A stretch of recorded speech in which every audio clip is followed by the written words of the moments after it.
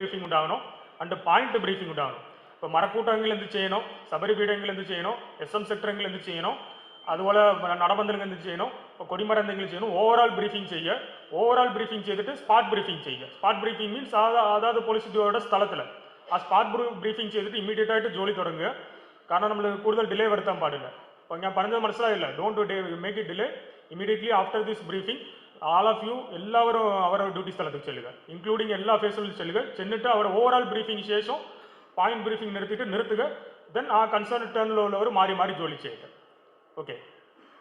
പിന്നെ നമ്മൾ ജോലി സ്ഥലങ്ങളെ കുറിച്ച് എല്ലാ പോലീസുകാർക്കും അറിഞ്ഞിരിക്കണം.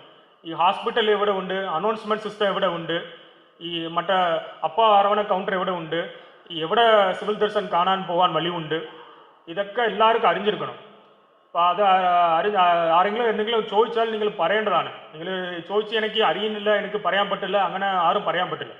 അപ്പോൾ അത് വളരെ അത്യാവശ്യമാണ്. You should know about each and every place. അറിയില്ലെങ്കിൽ നിങ്ങൾ ചോദിച്ച് കണ്ട് മനസ്സിലാക്കിയിട്ട് വരുന്നവർക്ക് പ്രോപ്പറായിട്ട് ഫെസിലിറ്റി വിളിച്ച് വരുത്തിയതിന് ശേഷം ആ പോയിന്റുകളിൽ പോകേണ്ടതാണ്. അരമണിക്കൂർ കഴിയുമ്പം സ്പെഷ്യൽ ഓഫീസർ ഉപയോഗമാണ്, അത് പ്രത്യേകം ശ്രദ്ധിക്കുക.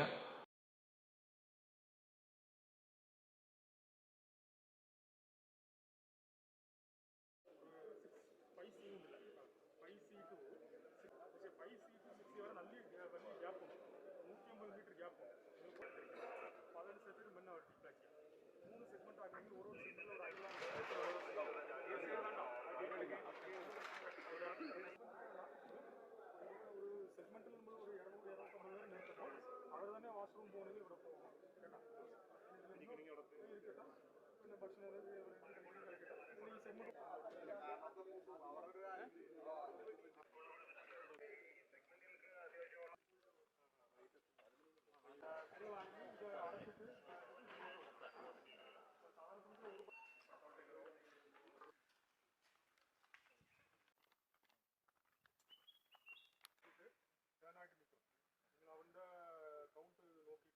എവറി 1 hour നോക്കും. കേട്ടാ, നോക്കി എഴുതി വെച്ചിடும். അതെടുത്താകുമ്പോഴേക്ക് കയറുന്നത് ഫിസിക്കലായിട്ട് അവിടെ ഒരാളുടെ വെരിഫൈ ചെയ്യും. അത് ആറാണ് നോക്കിയിട്ട് നിങ്ങൾ കൺട്രോൾ ഒന്ന് ഫോളോ അപ്പ് ചെയ്യുക. 3 4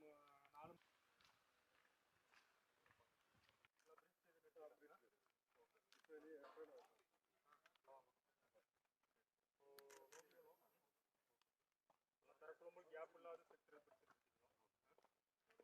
ഗ്യാപ്പ് ആണ് മെയിനാണ്.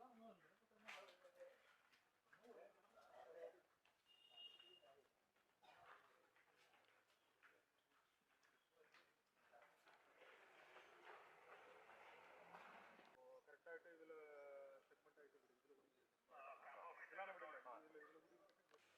പത്തനംതിട്ട കണ്ടിന്യൂസ് ആയിട്ട് വിളിച്ചുകൊണ്ടിരിക്കുന്നത്. അവർക്ക് അവർ ഹോൾഡിംഗ് കപ്പാസിറ്റി